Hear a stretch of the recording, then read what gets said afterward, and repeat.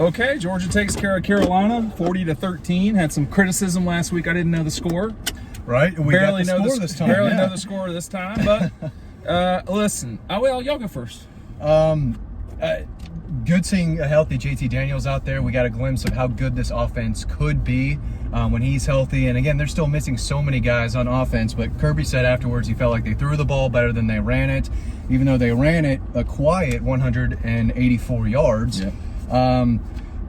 He had one interception.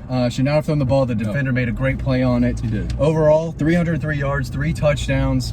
The receivers made some plays, but a lot of this was about the defense. They were so fast, flying around to the football. Gave up a few bad plays. Jesus. Mr. No Shirt running around right to the porta potty. Unbelievable. Are you want to fight? What are you doing? Unbelievable. I'm like, oh, this place is trashed out here. Anyway, the defense was outstanding, unlike that guy who just ran in front of the car. Gave up a few plays, big plays in the passing game. I know Kirby's not thrilled to see that. He didn't seem pissed. I thought he would be a little pissed after this game, but apparently he wasn't. Ryan? No, he didn't seem as mad as I thought he would be after just a couple of the plays they let up. But I mean, they did let that deep ball. They let that. It was when Nolan was still in there. They let him throw that deep ball. He got behind Amir's speed, but I mean, you could tell the offense looks a little bit crisper with JT Daniels at the helm. Well, I don't know if you can see it on TV for the people watching, but when you're live, it's easy to see the velocity from JT Daniels' arm to what we saw last week. But even in this game, on Stetson Bennett with a couple throws, he didn't have the velocity on one of his deep balls, and then of course that first throw with the interception. Yeah, Stetson was 1 for 3, 4 yards with a bad interception. I guess he just airmailed that ball. JT threw it deep. Had some really good deep balls, Dean. I don't know. I mean, I think that they won by 4 touchdowns and didn't play great, but the accumulation of the Bulldogs is the issue here. I mean, that the problem is that there's no easy way to score unless there are turnovers. All 13 Carolina points off of turnovers. And if Stetson doesn't throw that interception, it's a nasty blowout at the end of the first quarter, early second? I think it's a nasty blow. We got people are just driving like crazy people right now. Athens is a bad town right now. Yep. It was just one of those things where Stetson shouldn't have been thrown in the game in that position. I don't think so It just didn't make sense to me. They said that he earned it in practice, playing time, but that wasn't the time and place, I don't think, for him to come in there and do that. I mean, it's 12. Keep going, Ryan. I got to look up another way home here.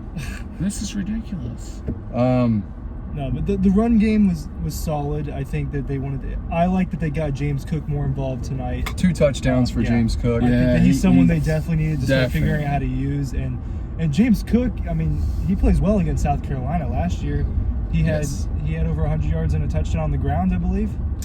He was deadly against Carolina a season ago. So, and then he had 2 touchdowns tonight. I mean, maybe, he has their number, but it's someone that I think that just needs to be more involved. He's so versatile. And he's hard to deal with, man. Where is that turn onto the perimeter here? You and me were talking over the summer, Dean, about how do you guard them if they have players like James Cook and Arian Smith and people like Darnell Washington all on the field at the same time? Well, we didn't see Arian Smith today, and I think Darnell will be available in a couple weeks. So there's so much more potential. As good as this offense looked today, and they were clicking. I mean, there were times when they did look like the number 2 team in the country. For most of the game, I thought they looked like the number 2 team in the country, but they can still get better. There's still so many more weapons that they need to get back on the team. Go. I don't know. This is nuts. Where have we wound up? That was a Papa John's pizza delivery. Oh my gosh. Classic riding home right now. We're in the thick of it. Was Bowers the most targeted player again? He had 8 targets for 5 catches on 8 targets. So Bowers, for the 3rd game of the season, freshman tight end, led the team. Adonai Mitchell, breakout game. He mattered a lot. 4 catches, 77 yards, a touchdown. Jermaine Burton, big score again for him. That's what he does. They're about to get hit by the car. I don't know why students are so confident in the crosswalks. You should not be that confident in these crosswalks. I mean, people will hit you. These kids are nuts. Don't be so confident when you're walking in the street. No, and we saw a little bit of Adonai Mitchell flash that a little bit at G-Day. You know, just kind of. Well, he was very important tonight. Yeah. I'm gonna let you know that right now. This is a train wreck. Yeah. No one really wants to talk about special teams, but Jay Camarda, 3 punts, 155 yards, an average of 51.7. He's been a real weapon. Real quick, we can break down. Turn right, by the way. What now? You can only turn right. Mm-hmm. Is that right? You cannot turn right. At the end of the first half, when they got the safety and then the field goal, I thought they played that really, really well. There's 2 more people running out. Well, I'm going the wrong way, but I'm not sitting in this traffic for this long. Oh boy! Right, go ahead. Go around. Go around. It's okay. Oh boy! Go around. He's trying to warm you on the traffic laws. Thank you. I was unaware. Sorry, Matt. We're in Matt's car right now. Yeah. We're gonna make it out though. I promise. I've got full confidence in you here. I have no confidence in other people. Clemson's offense. Yeah. In Clemson's offense for sure. That's a real issue. But to me tonight, the decision to go with Stetson was the most curious decision of the night. Not because he hasn't earned the ability to play, but that moment, it really felt like Georgia was about to blow the game out. They were clicking. And it threw a wrench into the deal. It was a weird time to me. It didn't make any sense. No, I agree. I think that it messed up their momentum a little bit. Yep. They had 2 good drives, and they come in and throw an interception, and that allows them to get that field goal. I mean, this could have been a first half shutout, and I think that prevented it. Well, and you could feel like people like, oh man, we were killing them, and now we got to play a real game. I thought Luke Doty played his butt off. He did play well. He was getting drilled every time he went back to throw, and he threw some really nice balls. I thought he played really hard, showed a lot of toughness. This team, when they're healthy and playing well, they can beat Alabama. They can beat Florida. Bama is obviously beatable. They almost lost today. Florida clearly is beatable. They're a top 10 team, though. Yeah. That's going to be a real fight in Jacksonville, but I think if Georgia continues to improve on the offensive line and run the ball, Georgia's better than Florida. They're better. Now, Florida may have played their best. You know, you just don't ever know. I mean, like with South Carolina today, with Clemson today, was that a matter of, Tech played their best possible game? It's just that should not happen. Tech's not very good. They're still not very good. I don't care what they did. They're against Clemson today. That's a bad football team. They're very bad. And like, again, back to A.D. Mitchell, all right?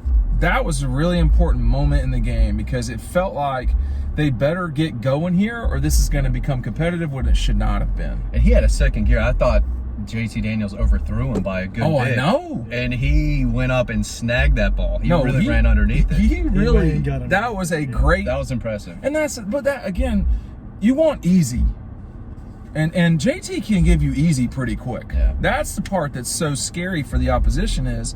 And what are y'all worried about the run game? And they almost had 200 yards tonight, but never did feel like they didn't get any explosiveness out of it. And again, their leading rusher, Kendall Milton, 66 yards, Zamir 51, James Cook 51. So it was a little spread out. But still, you'd like to have that guy that you can kind of lean on and be the guy who can break you one. But I think that's what it is. I think it's because they keep switching him out. It feels like there's no consistency. But I don't think the run game is in any sort of dire need. There's no DeAndre Swift speed or Nick Chubb speed or anything. You know, these guys don't really have that. They're powerful runners. They can break tackles, but they're all different too. They're all very different. Well, James Cook has Swift speed, but he doesn't have Swift's agility. Yeah, whatever it is. He can't break tackles. He doesn't have that juke move in his bag. He's more of a straight line runner. The defense tonight for y'all, comments? They're going to have to clean it up in the secondary. I mean, Keely Ringo should not be letting guys behind him. I mean, he's a track star, 10-300 guy. He shouldn't be letting guys get behind him like that. So they've got to clean it up. But I mean, they threw for less than 200 yards. They rushed for just under. So I mean, Georgia's defense is so fast. I mean, they were all over the place, and it's different guys. I mean, there was a different guy making a play on the defensive line every time I looked up. They are very fast. They're very deep too. They are. Like he said, everybody. I think Adam Anderson looked really good tonight. Nolan Smith probably had his best game as a Bulldog. Yeah. He led the team in tackles with 8, 1.5 sacks. He played outstanding. Channing Tindall keeps getting better and better. He really has gotten better, man. 7 tackles. He runs really well. I don't know what he's weighing, but he looks like a big guy out there. He does look big. He runs really well. Columbia native, I know they wanted to get him out there. I know that means a lot to him to have a big game like this. But are you worried about Kendall Milton at all? This is a guy I've been waiting for him to break out.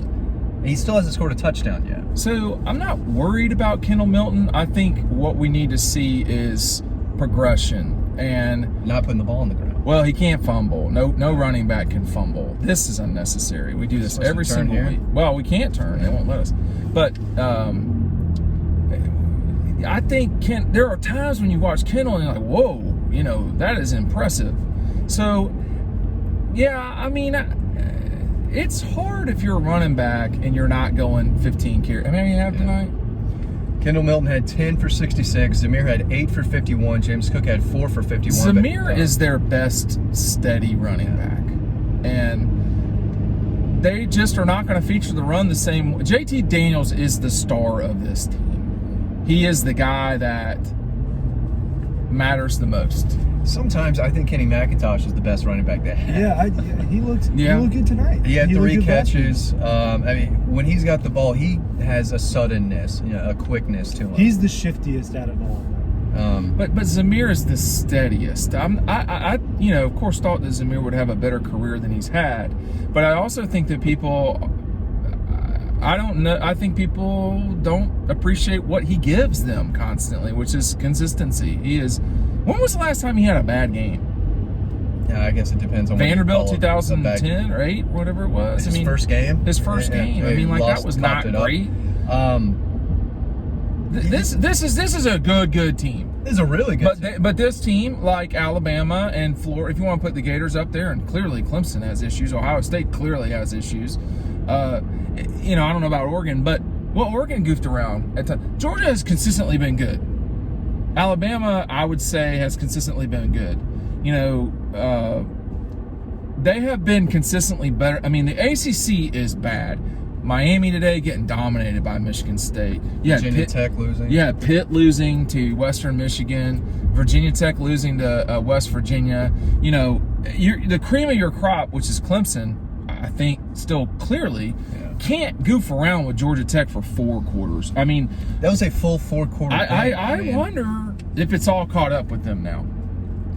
Well, See, we're not there yet. We talked about their recruiting and how it's, especially on the offensive line, a little bit like the Rick days, a lot of 3-star guys, and that's where Mark Georgia Rick's beat them offensive up. lines were never that bad. Not as bad as Clemson's line looks this year. I'll give you that. But Florida has proven that they have the capability to compete, and that matters a lot. And Carolina fought. Now, Luke Doty fought tonight. Yeah.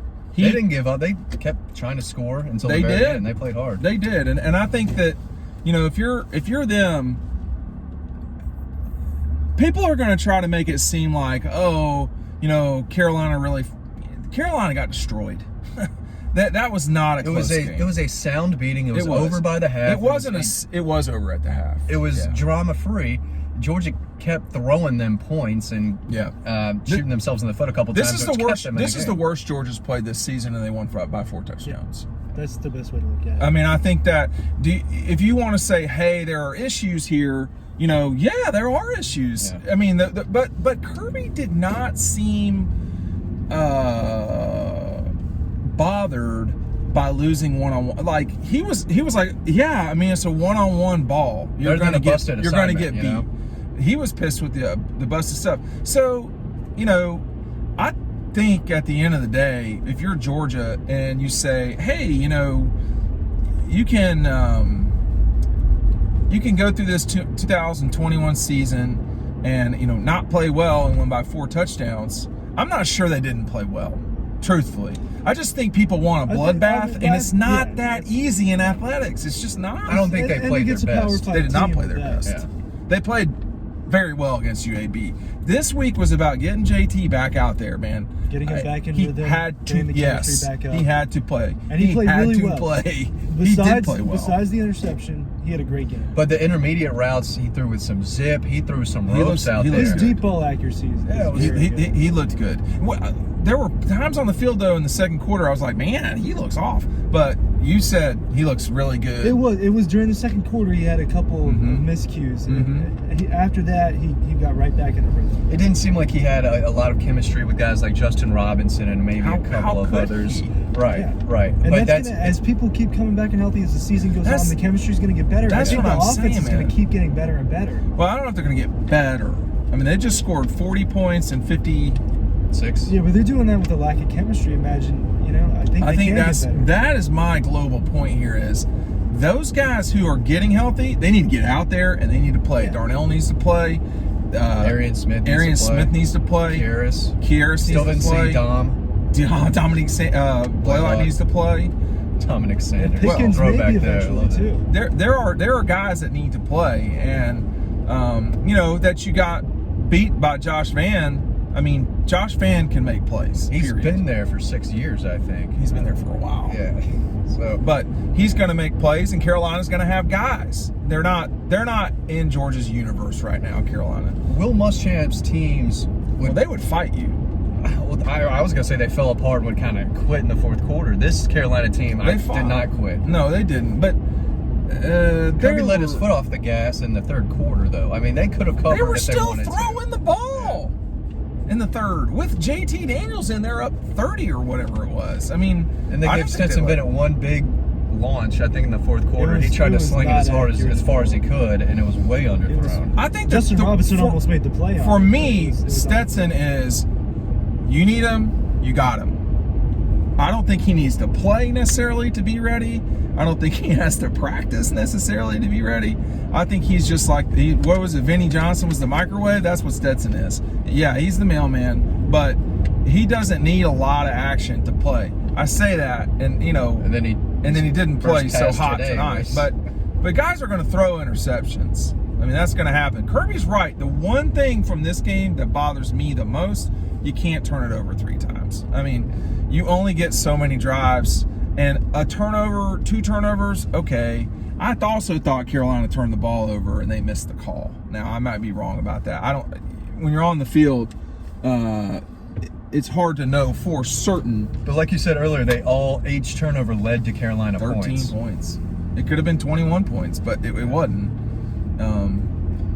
And it's hard to run on these guys. And that's another thing. The number 1 unit, it's tough to run on them. Again, it felt like they beat them by more than 27. Yes. And they could have.